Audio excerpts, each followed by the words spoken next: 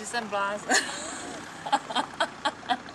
Já si obecně si plně o nás myslím, že jsme blázni, ale na druhou stranu asi, že se to se mnou dá vydržet, no jinak.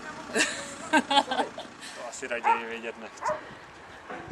Říkal, ty seš pitomej, mě tady furt drbeš a já tě moc neposlouchám, víš? Co? Ty se akorát posloucháš, když něco má dostat. Stůj, hele! Nemá to se mnou jednoduchý, ale jasně taky ne. Nic nedá zadarmo, ale je hodné. Jsem taky nejhodnější a všechno ne a někdy nejpraštěnější. No já si myslím, asi by řekla, že může být hůř.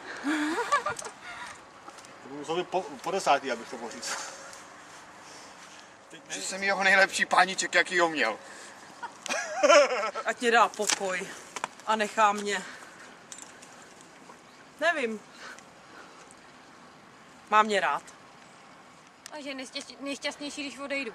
A nejšťastnější je pak ještě, když se vystřídal s Márou a přinese jí něco ke žrádlu.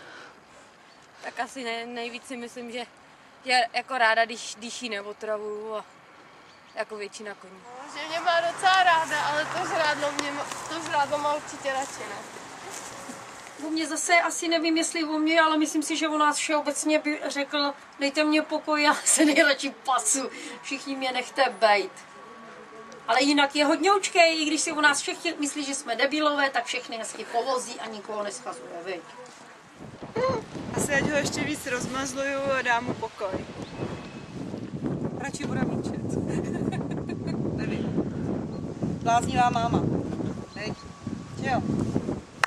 No, můžu doufat jenom, že by po mně řekla, že jsem pro ní taky kamarád a parťák, ale asi by mě řekla, abych ji někam nevozila, protože ona to strašně nemá ráda. No, teď už víš, co bys o mě asi myslel, ne? Nemusí ani nic říkat. Počkám, to tě srovná, no?